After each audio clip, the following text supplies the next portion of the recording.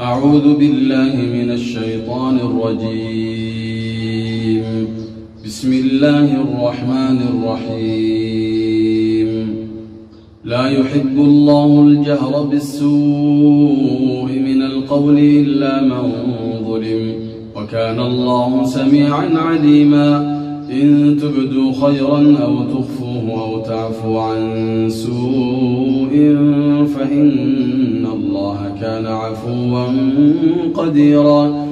إن الذين يكفرون بالله ورسله ويريدون أن يفرقوا بين الله ورسله ويقولون نؤمن ببعض ونكفر ببعض ويريدون أن يتخذوا بين ذلك سبيلا، أولئك هم الكافرون حقا، وأعتدنا للكافرين عذابا مهينا.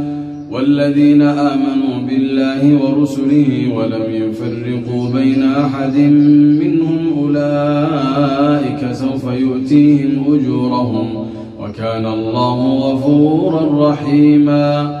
يسألك أهل الكتاب أن تنزل عليهم كتابا من السماء، فقد سألوا موسى أكبر من ذلك فقالوا أرنا الله جهرة فأخذتهم الصاعقة بظلمهم، ثم اتخذوا العجل من بعد ما جاءتهم البينات فعفونا عن ذلك وآتينا موسى سلطانا مبينا. ورفعنا فوقهم الطور بميثاقهم وقلنا لهم ادخلوا الباب سجدا وقلنا لهم لا تعدوا في السبت وأخذنا منهم ميثاقا غليظا. فبما نقضهم ميثاقهم وكفرهم بآيات الله وقتلهم الأنبياء بغير حق وقولهم قلوبنا غلف، بل طبع الله عليها بكفرهم فلا يؤمنون إلا قليلا. وبكفرهم وقولهم على مريم بهتانا عظيما، وقولهم إنا قتلنا المسيح عيسى ابن مريم رسول الله وما قتلوه وما صلبوه ولكن شبه لهم، وإن الذين اختلفوا فيه لفي شك منه ما لهم به من علم إلا اتباع الظن، وما قتلوه يقينا، بل رفعه الله إليه وكان الله عزيزا حكيما. وإن من أهل الكتاب إلا ليؤمنن به قبل موته ويوم القيامة يكون عليهم شهيدا. فبظلم من الذين هادوا حرمنا عليهم طيبات أحلت لهم وبصدهم عن سبيل الله كثيرا، وأخذهم الربا وقد نهوا عنه وأكلهم أموال الناس بالباطل، وأعتدنا للكافرين منهم عذابا أليما. لكن الراسخون في العلم منهم والمؤمنون يؤمنون بما أنزل إليك وما أنزل من قبلك والمقيمين الصلاة والمؤتون الزكاة والمؤمنون بالله واليوم الآخر أولئك سنؤتيهم أجرا عظيما. إنا أوحينا إليك كما أوحينا إلى نوح والنبيين من بعده، وأوحينا إلى إبراهيم وإسماعيل وإسحاق ويعقوب والأسباط وعيسى وأيوب ويونس وهارون وسليمان، وآتينا داود زبورا، ورسلا قد قصصناهم عليك من قبل ورسلا لم نقصصهم عليك، وكلم الله موسى تكليما. رسلا مبشرين ومنذرين لئلا يكون للناس على الله حجة بعد الرسل، وكان الله عزيزا حكيما. لكن الله يشهد بما أنزل إليك، أنزله بعلمه والملائكة يشهدون، وكفى بالله شهيدا. إن الذين كفروا وصدوا عن سبيل الله قد ضلوا ضلالا بعيدا. إن الذين كفروا وظلموا لم يكن الله ليغفر لهم ولا ليهديهم طريقا إلا طريق جهنم خالدين فيها أبدا، وكان ذلك على الله يسيرا. يا أيها الناس قد جاءكم الرسول بالحق من ربكم فآمنوا خيرا لكم، وإن تكفروا فإن لله ما في السماوات والأرض، وكان الله عليما حكيما. يا أهل الكتاب لا تغلوا في دينكم ولا تقولوا على الله إلا الحق، إنما المسيح عيسى بن مريم رسول الله وكلمته ألقاها إلى مريم وروح منه، فآمنوا بالله ورسله ولا تقولوا ثلاثة انتهوا خيرا لكم، إنما الله إله واحد، إنما الله إله واحد سبحانه أن يكون له ولد، له ما في السماوات وما في الأرض وكفى بالله وكيلا. لن يستنكف المسيح أن يكون عبدا لله ولا الملائكة المقربون، ومن يستنكف عن عبادته ويستكبر فسيحشرهم إليه جميعا.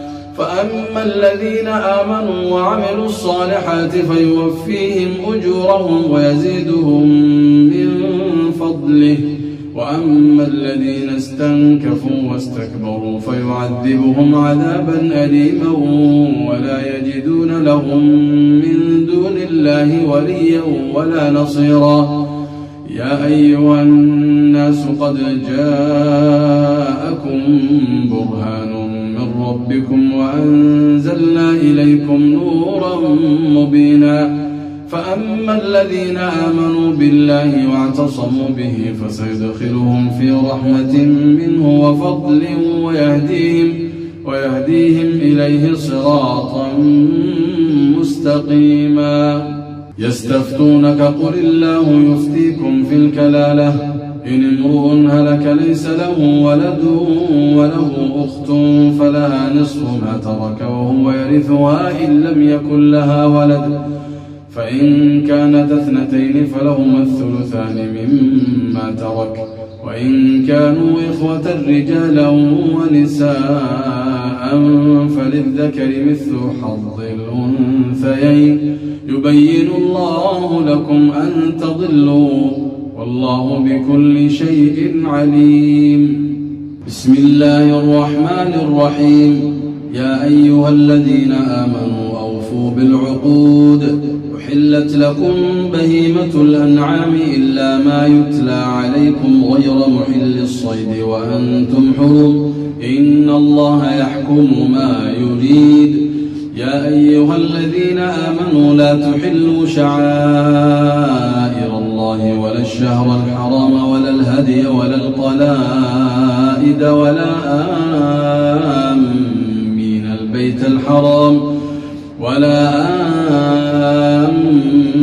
البيت الحرام يبتغون فضلا من ربهم ورضوانا، وإذا حللتم فاصطادوا ولا يجرمنكم شنآن قوم أن صدوكم عن المسجد الحرام أن تعتدوا، وتعاونوا على البر والتقوى ولا تعاونوا على الإثم والعدوان، واتقوا الله إن الله شديد العقاب.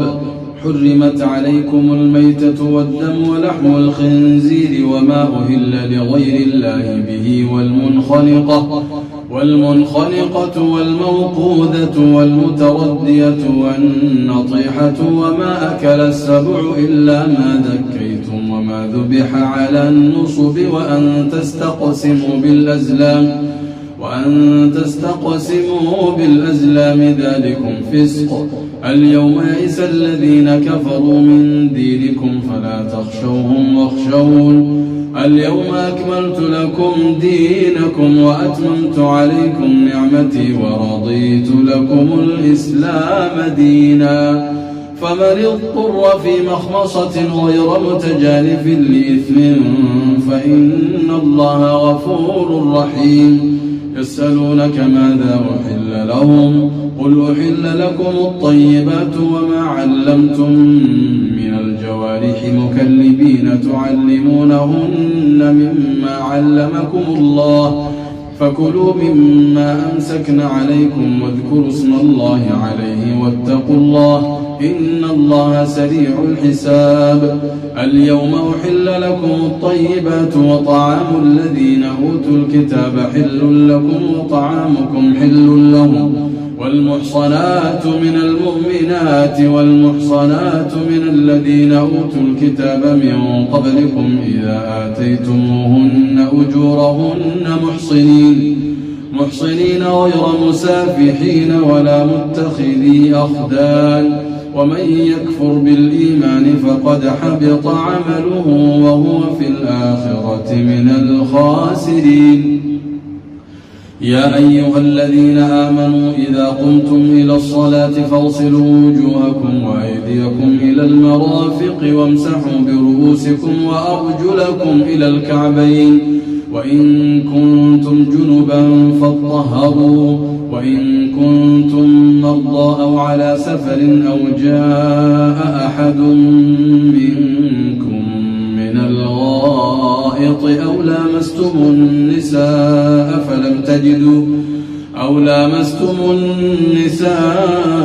فلم تجدوا ماء فتيمموا صعيدا طيبا فامسحوا بوجوهكم وأيديكم منه ما يريد الله ليجعل عليكم من حرج ولكن يريد ليطهركم وليتم نعمته عليكم لعلكم تشكرون.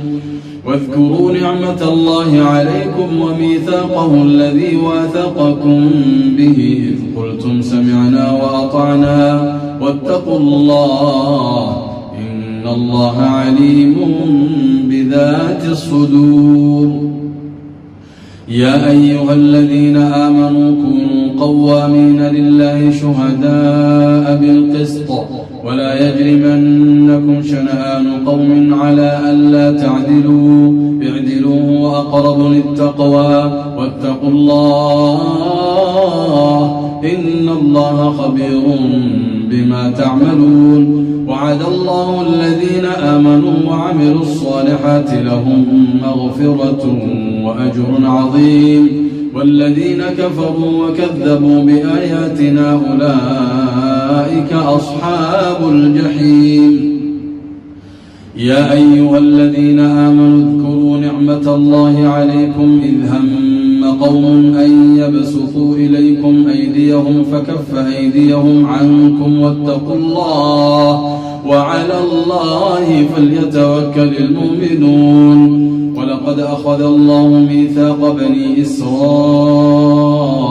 وبعثنا منهم 12 نقيبا وقال الله إني معكم لئن أقمتم الصلاة وآتيتم الزكاة وآمنتم برسلي وعزرتموهم وأقرضتم الله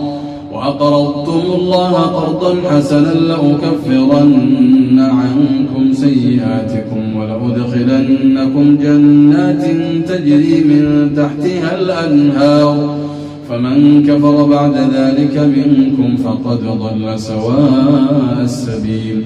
فبما نقضهم ميثاقهم لعناهم وجعلنا قلوبهم قاسية يحرفون الكلم عن مواضعه ونسوا حظا مما ذكروا به ولا تزال تطلع على خائنة منهم إلا قليلا منهم فاعف عنهم واصفح إن الله يحب المحسنين. ومن الذين قالوا إنا نصارى أخذنا ميثاقهم فنسوا حظا مما ذكروا به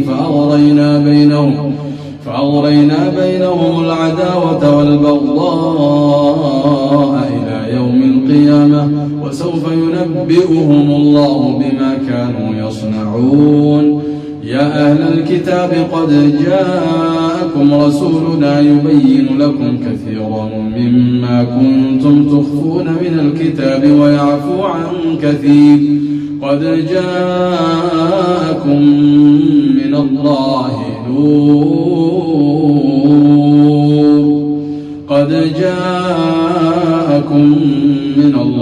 نور وكتاب مبين يهدي به الله من اتبع رضوانه سبل السلام ويخرجهم من الظلمات إلى النور بإذنه ويهديهم إلى صراط مستقيم. لقد كفر الذين قالوا إن الله هو المسيح ابن مريم قل فمن يملك من الله شيئا إن أراد أن يهلك المسيح ابن مريم وأمه ومن في الأرض جميعا ولله ملك السماوات والأرض وما بينهما يخلق ما يشاء والله على كل شيء قدير.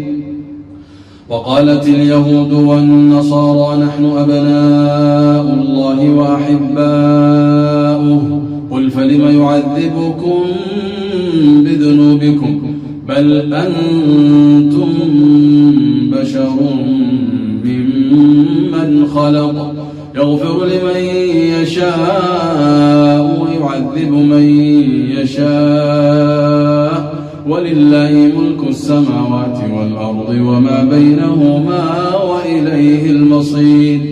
يا أهل الكتاب قد جاءكم رسولنا يبين لكم على فترة من الرسل أن تقولوا ما جاءنا من بشير ولا نذير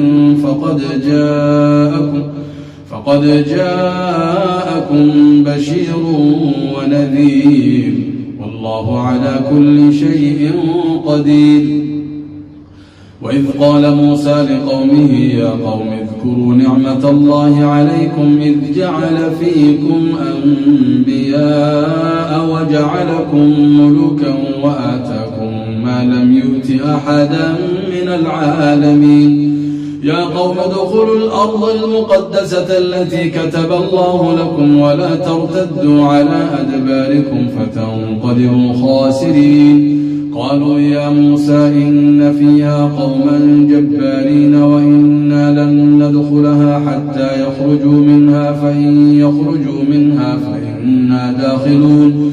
قال رجلان من الذين يخافون أنعم الله عليهم ادخلوا عليهم الباب فإذا دخلتموه فإنكم غالبون وعلى الله فتوكلوا إن كنتم مؤمنين. قالوا يا موسى إنا لن ندخلها أبدا ما داموا فيها فاذهب أنت وربك فقاتلا إنا هاهنا قاعدون. قال رب إني لا أملك إلا نفسي وأخي فافرق بيننا وبين القوم الفاسقين.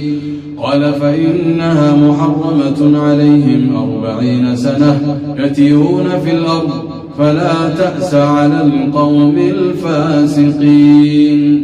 واتل عليهم نبأ بني آدم بالحق إذ قربا قربانا فتقبل من أحدهما ولم يتقبل من الآخر.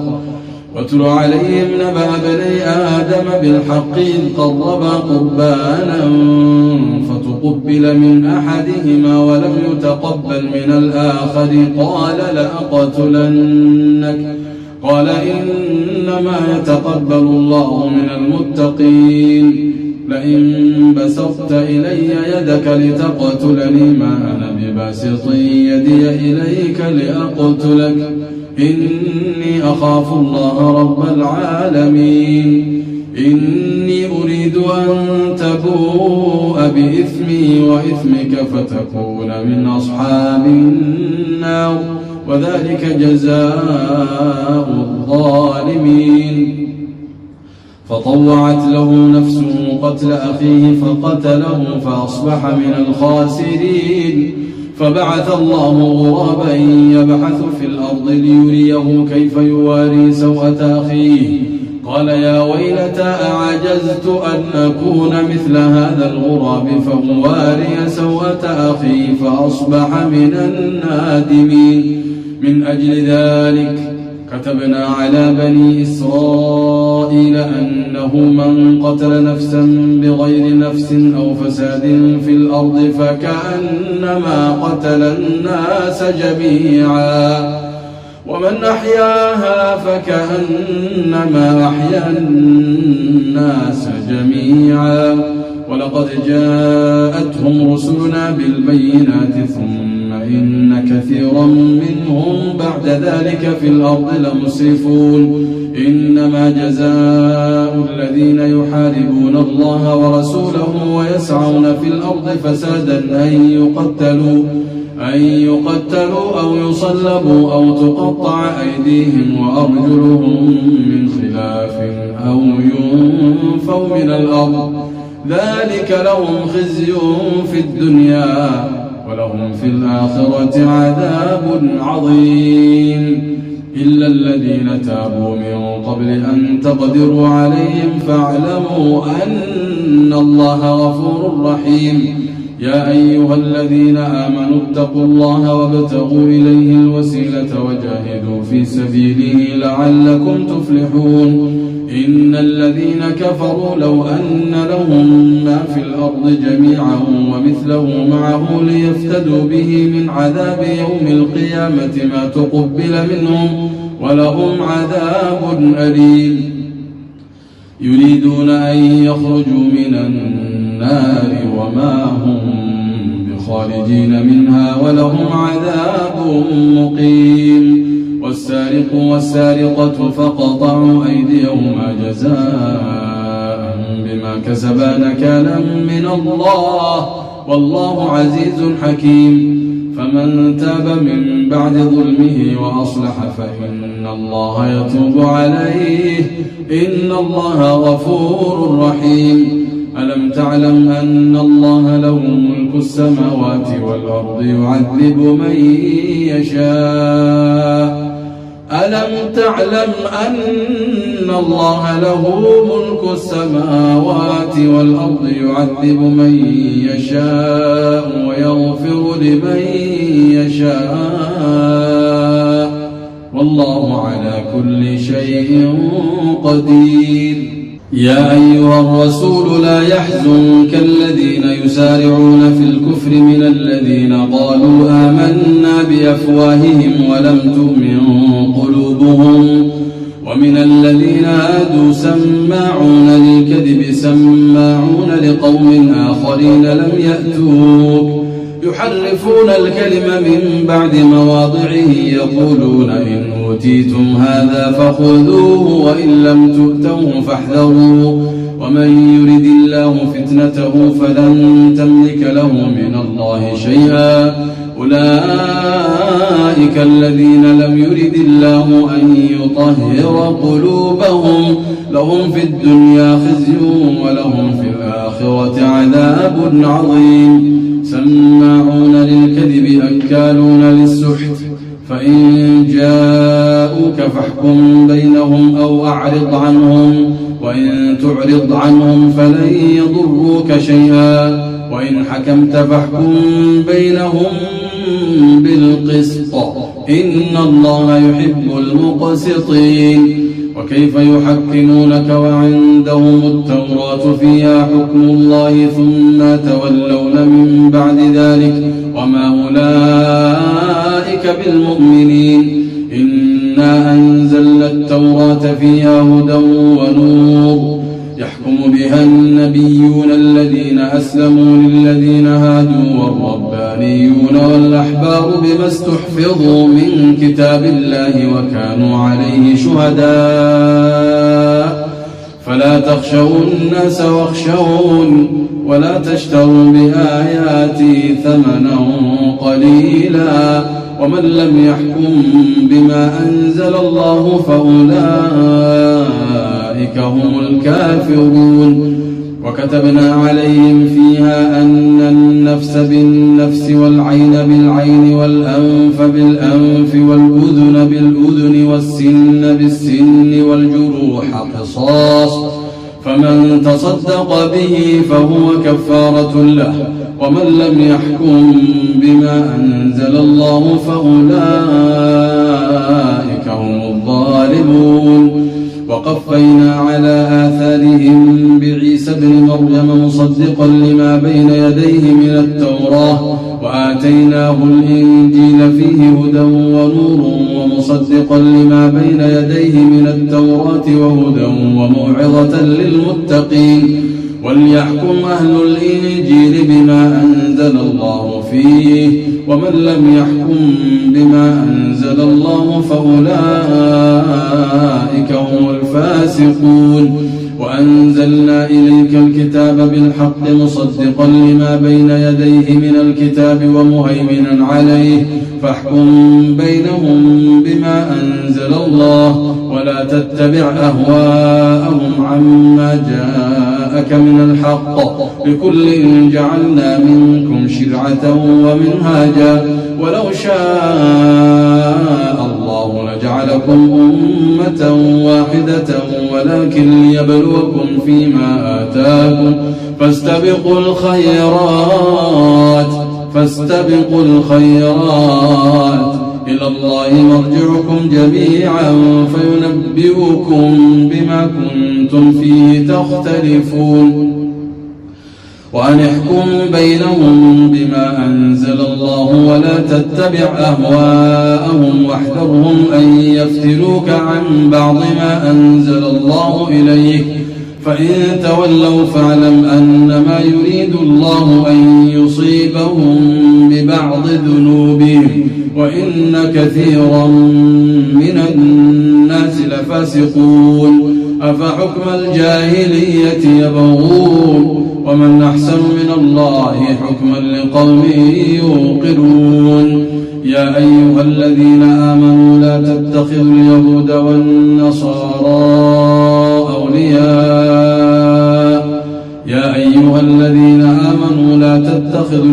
والنصارى أولياء بعضهم أولياء بعض ومن يتولهم منكم فإنه منهم إن الله لا يهدي القوم الظالمين.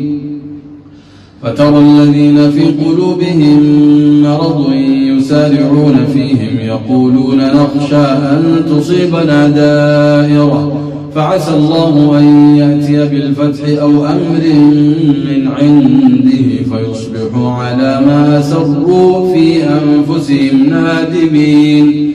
ويقول الذين آمنوا أهؤلاء الذين أقسموا بالله جهد أيمانهم إنهم لمعكم حبطت أعمالهم فأصبحوا خاسرين. يا أيها الذين آمنوا من يرتد منكم عن دينه فسوف يأتي الله بقوم يحبهم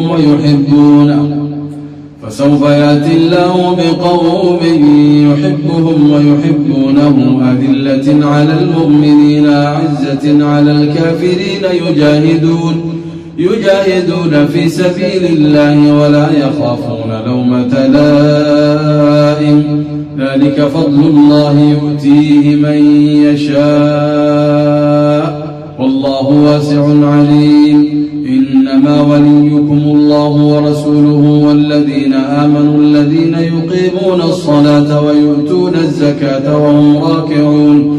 ومن يتول الله ورسوله والذين آمنوا فإن حزب الله هم الغالبون. يا أيها الذين آمنوا لا تتخذوا الذين اتخذوا دينكم هزوا ولعبا من الذين أوتوا الكتاب من قبلكم والكفار أولياء واتقوا الله إن كنتم مؤمنين.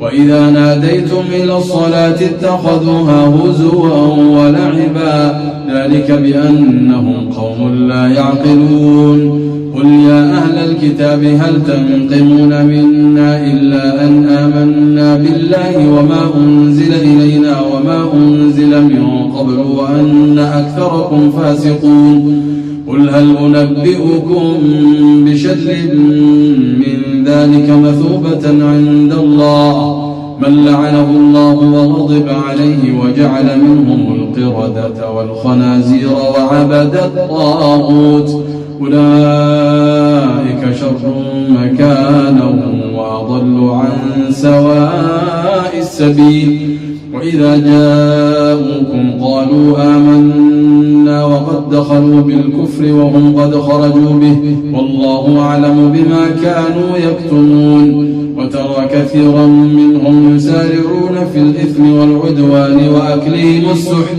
لبئس ما كانوا يعملون لولا ينهاهم الربانيون والأحبار عن قولهم الإثم وأكلهم السحت لبئس ما كانوا يصنعون وقالت اليهود يد الله مغلولة غلت أيديهم ولعنوا بما قالوا بل يداه مبسوطتان ينفق كيف يشاء بل يداه مبسوطتان ينفق كيف يشاء وليزيدن كثيرا منهم ما أنزل إليك من ربك طغيانا وكفرا وألقينا بينهم العداوة والبغضاء إلى يوم القيامة كلما أوقدوا نارا للحرب أطفأها الله ويسعون في الأرض فسادا والله لا يحب المفسدين ولو أن أهل الكتاب آمنوا واتقوا لكفرنا عنهم سيئاتهم ولأدخلناهم جنات النعيم ولو أنهم أقاموا التوراة والإنجيل وما أنزل إليهم من ربهم لأكلوا من فوقهم ومن تحت أرجلهم منهم أمة مقتصدة وكثير منهم ساء ما يعملون يا أيها الرسول بلغ ما أنزل إليك من ربك وإن لم تفعل فما بلغت رسالته والله يعصمك من الناس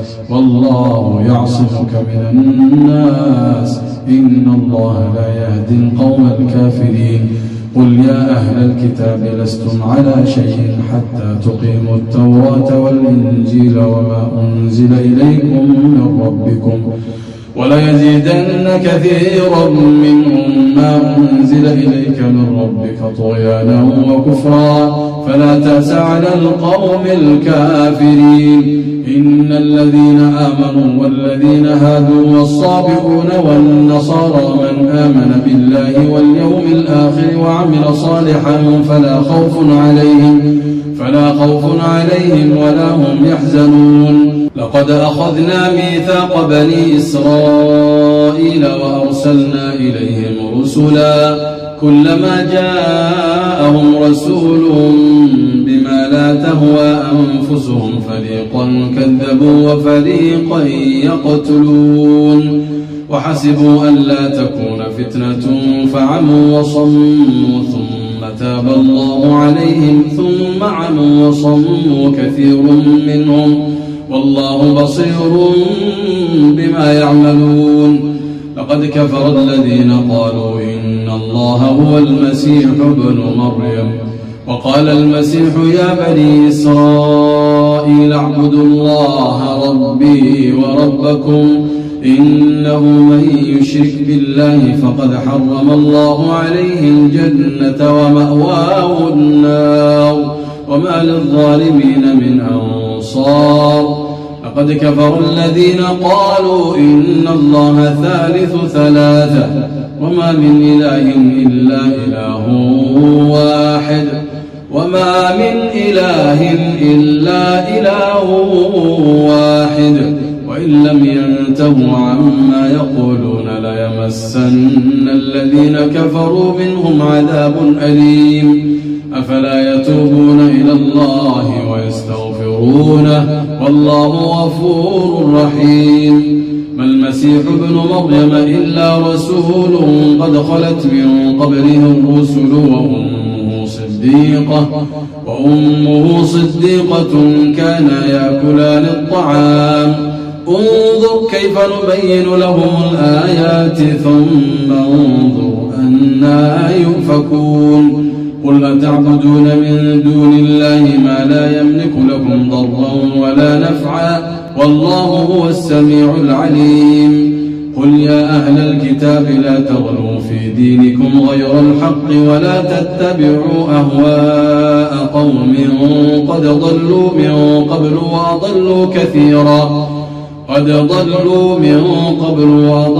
كثيرا وضلوا عن سواء السبيل لعن الذين كفروا من بني إسرائيل على لسان داود وعيسى بن مريم ذلك بما عصوا وكانوا يعتدون كانوا لا يتناهون عن منكر فعلوه لبئس ما كانوا يفعلون ترى كثيرا منهم يتولون الذين كفروا لبئس ما قدمت لهم أنفسهم أن سخط الله عليهم وفي العذاب هم خالدون ولو كانوا يؤمنون بالله والنبي وما أنزل إليه ما اتخذوهم أولياء ولكن كثيرا منهم فاسقون